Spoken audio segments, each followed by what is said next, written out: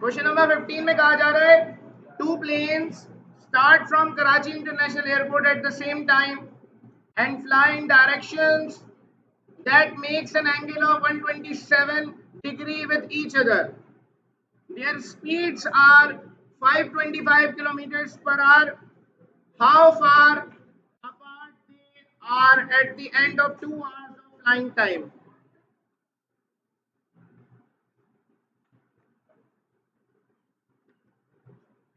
करना क्या है भाई? कह रहे हैं कि एक एयरप्लेन सेम पॉइंट से दोनों एयरप्लेन उड़ रहे हैं बेटा, एक जा रहा है इस डायरेक्शन में, एक प्लेन इस डायरेक्शन में चला गया, दूसरा प्लेन दूसरी डायरेक्शन में जाएगा।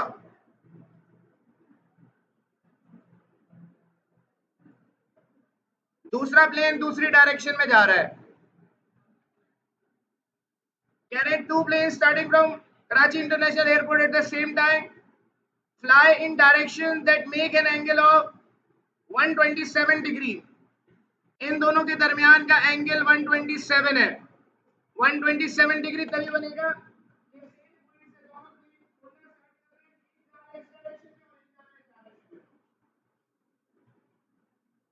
बेटा। कह रहे हैं कि दोनों की जो स्पीड है, इसकी स्पीड भी 525 किलोमीटर पर आवर है और इसकी स्पीड भी 525 किलोमीटर पर आवर है। ये दोनों के दोनों प्लेन 2 घंटे बाद एक दूसरे से कितनी दूर होंगे बेटा? 2 घंटे बाद ये किसी एक पॉइंट पर पहुंचा हुआ होगा, ये भी किसी एक पॉइंट पर पहुंचा हुआ होगा। इन दोनों के दरमियान का फासला निकालना है, मतलब यहां से लेकर यहां तक का डिस्टेंस निकालना है, ये निकालना है 2 घंटे बाद। बेटा इस पॉइंट को ए कह देंगे, इसको बी कह दिया, इस पॉइंट को सी कह दिया। ए के ऑपोजिट स्मॉल ए है, स्मॉल ए निकालना है, बी के ऑपोजिट स्मॉल बी, सी के opposite small C. Given data है हमारे पास, वेलोसिटी दी हुई है, v दिया हुआ है, दोनों का सेम है तो v कह रहा हूं।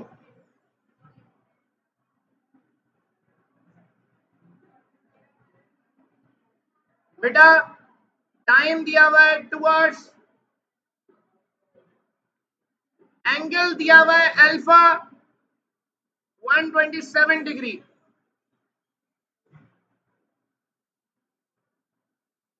रिक्वायर्ड है ए निकालना है। बेटा ए निकालने के लिए पहले बी और सी निकालना पड़ेगा।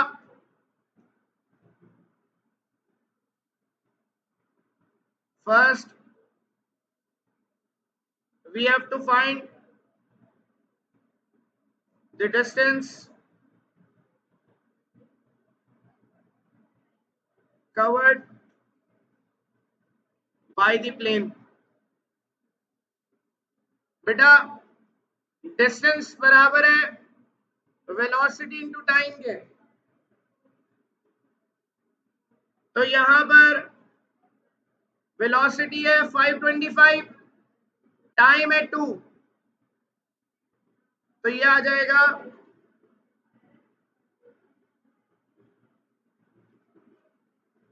क्या आ रहा है 1050 किलोमीटर आ जाएगा। डिस्टेंस आया है बेटा, दोनों डिस्टेंस बी और सी दोनों की वेलोसिटी क्योंकि सेम है तो दोनों की वैल्यूज भी सेम होंगी।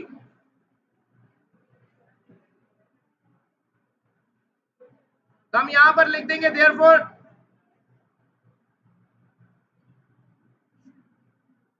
या since the velocity is same therefore B C दोनों बराबर होंगे 1050 किलोमीटर के बराबर। अब बेटा ए निकालना है,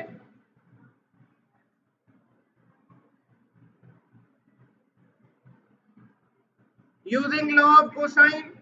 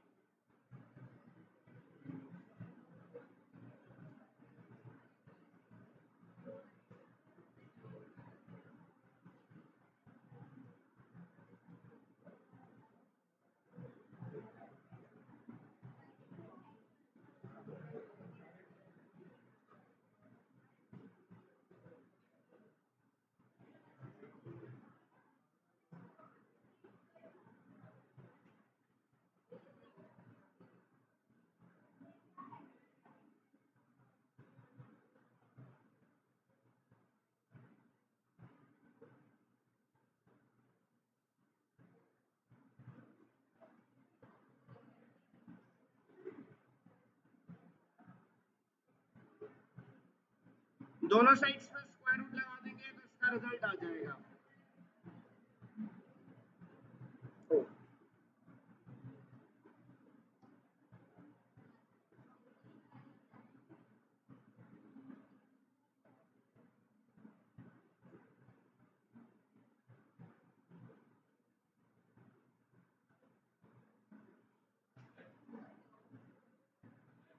जी बेटा,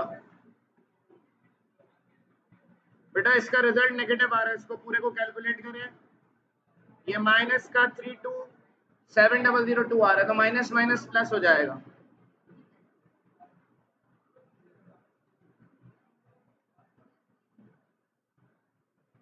तो ये रिजल्ट आ गया इसका।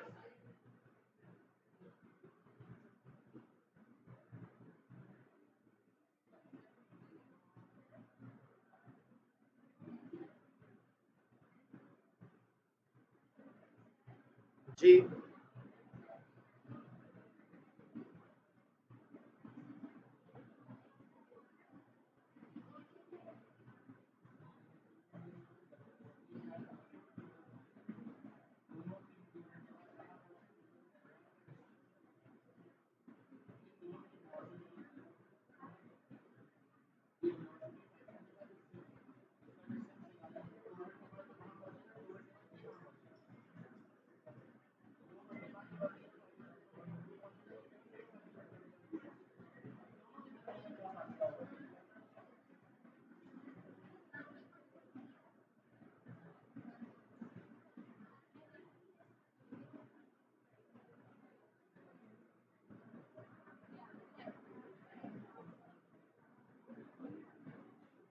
सवाल को देखिएगा। 3 points ABC form a triangle such that the ratio of the measures of their angles is 1:2:3. Find the ratio of the length of these sides. बेटा सब इधर देख लें गौर से, थोड़ा सा काम अलग करना है यहाँ पर। अल्फा, बीटा और गैमा तीनों के जो एंगल्स हैं उनके रेशियोज गिवन है 1:2:3 और रिक्वायर्ड है साइड्स के रेशियो A:B:C निकालना है। अब ये रेशियोज निकालेंगे कैसे? और जो गिवन रेशियोज है वो बेसिकली क्या रिप्रेजेंट कर रहे हैं, इस बात को समझते हैं।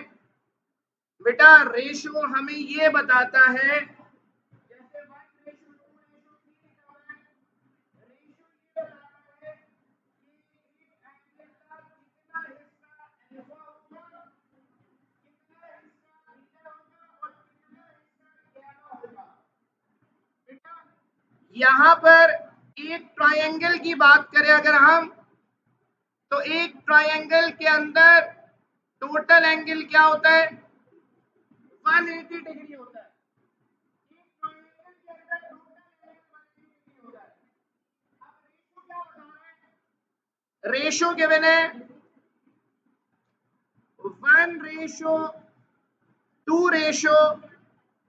1:2:3। रेशो ये बताता है कि एक ट्रायंगल के अंदर टोटल एंगल 180 है, इसके कितने हिस्से होंगे, रेशो ये बताएगा। बेटा सब इधर देख ले, बाद में कॉपी करिएगा। बेटा अगर मैं रेशो को सम कर दूं 1+2+3 तो क्या आ गया, 6 आ गया। बेटा रेशो ये बताता है कि ट्रायंगल का टोटल एंगल 180 है, रेशो ये बताता है कि इस टोटल एंगल के कितने हिस्से होंगे। तो बेटा रेशो 1:2:3 है, मतलब सम आ गया, इसका क्या 6 आ गया। बेटा 6 ये बता रहा है कि 180 के टोटल 6 हिस्से होंगे, हर हिस्सा 30 डिग्री होगा। 1 2 3 ये 4 5 6 6 हिस्से होंगे। रेशो ये बता रहे हैं 1:2:3 बता रहे हैं कि 180 डिग्री ट्रायंगल का टोटल एंगल होता है, उसके कितने हिस्से होंगे, 6 हिस्से होंगे, हर हिस्सा क्या होगा, 30 डिग्री। बेटा अल्फा के लिए रेशो क्या है, अल्फा के लिए रेशो 1 है, तो बेटा इस एंगल का एक हिस्सा अल्फा होगा, मतलब अल्फा क्या होगा, 30 डिग्री। बेटा यहां पर बीटा के लिए रेशो क्या है, बीटा के लिए रेशो है 2, मतलब इन एंगल्स के दो हिस्से मिलाएंगे तो बीटा आएगा, मतलब बीटा क्या आएगा, 60 डिग्री आएगा। बेटा अगर गैमा की बात करें तो गैमा के लिए रेशो है 3 का मतलब है 3 हिस्सों को मिलाएंगे तो गैमा आएगा, मतलब गैमा क्या होगा, 90 डिग्री के बराबर होगा। तो रेशियो आपको ये बताना है कि एक तो टोटल एंगल जो भी है उसके कितने हिस्से होंगे। तो टोटल एंगल 180 होता है ट्रायंगल का, हिस्से कैसे होंगे, जितना रेशियो है उनको ऐड कराने में कोई रेशियो है, तो इनको ऐड कराने से 6 आ गया, 180 को 6 से डिवाइड किया 30 आ गया, मतलब 30 के 6 हिस्से बनेंगे। हमने यहाँ 6 हिस्से लिख दिए, एक हिस्सा होता है अल्फा, दो हिस्से, क्योंकि एक अल्फा के लिए रेशियो 1 है, तो एक हिस्सा मतलब आपके पास क्या होगा 30। बीटा के लिए है 2, रेशियो मतलब दो हिस्से, तो बीटा होगा 60, दो हिस्सों में मिला लेंगे। गैमा के लिए होंगे 3 हिस्से, तो 3 हिस्सों में मिला लेंगे, गैमा हो जाएगा 90 डिग्री। ये तो एक लॉजिकल बात कर ली मैंने आपसे कि रेशियो असल में करता क्या है। यहाँ हमें एक फॉर्मूला लिखना है जिसकी मदद से हम ये एंगल लिखेंगे और यही एंगल्स निकालेंगे। कैसे, रेशियोज जब गिवन हो ट्राइंगल में तो एक फॉर्मूला यूज किया जाता है, फॉर अल्फा, अल्फा बराबर है, नीचे आएगा सम ऑफ रेशियोज, मल्टीप्लाई कराएंगे 180 से, ऊपर क्या आएगा, जो अल्फा के लिए रेशियो है, अल्फा के लिए रेशियो 1 है तो ऊपर लिखेंगे हम 1। बेटा सम ऑफ रेशियोज का मतलब है 6 आ गया, 1+2+3 मल्टीप्लाई बाय 180, तो हमारे पास अल्फा की वैल्यू इस फॉर्मूले से आ जाएगी 30 डिग्री।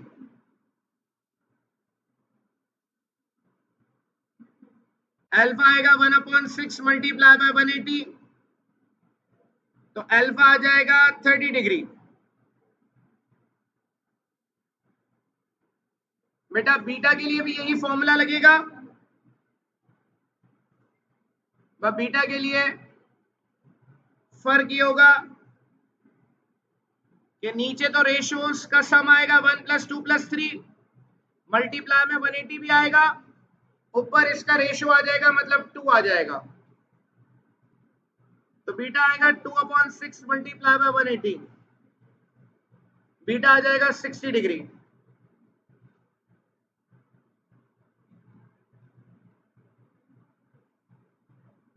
और गैमा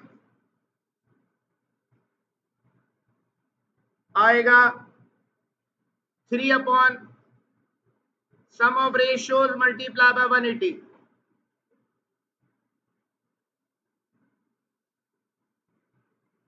तो 3/6 180 से मल्टीप्लाई हुआ, गैमा आ गया 90।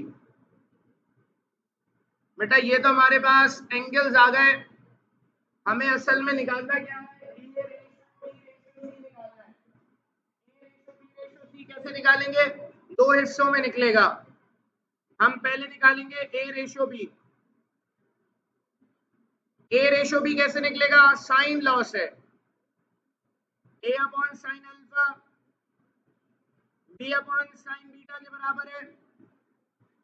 बेटा ये B यहाँ मल्टीप्लाई हो रहा है, वहां जाके डिवाइड हो जाएगा, साइन अल्फा यहाँ डिवाइड हो रहा है, वहां जाके मल्टीप्लाई हो जाएगा।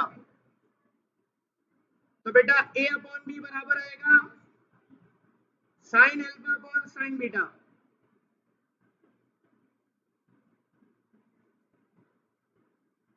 अल्फा की जगह आ जाएगा 30 डिग्री, बीटा की जगह आ जाएगा 60 डिग्री।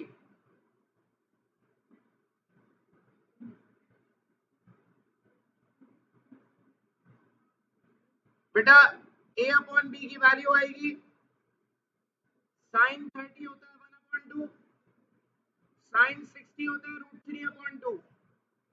बेटा 2 से 2 कैंसिल हो जाएगा, A रेशो B आ जाएगा 1:√3।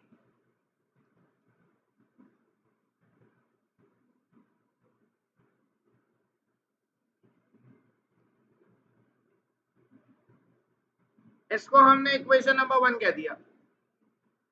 बेटा इसी तरीके से हम निकालेंगे B रेशो C।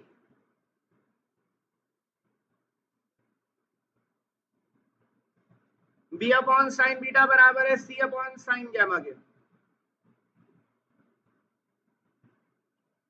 यही होगा, C नीचे आ जाएगा, साइन बीटा ऊपर चला जाएगा।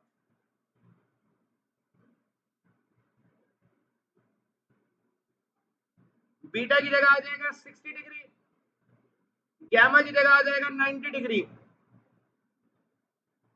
साइन 60 होता है √3/2, साइन 90 होता है 1।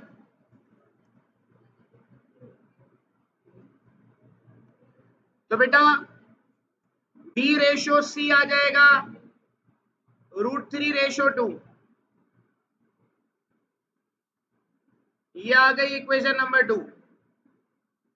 ये दोनों के रेशियोज आ गए, हम लिखेंगे from equation 1 and 2 we get, हमें इनके रेशियोज को मिलाकर लिखना है, A ratio B ratio C चाहिए। तो बेटा A का रेशियो है 1, B का रेशियो है √3, यहां भी B का रेशियो √3 आया है और C का रेशियो आया है 2। तो यह आएगा 1:√3/2। तो ये आंसर आ गया।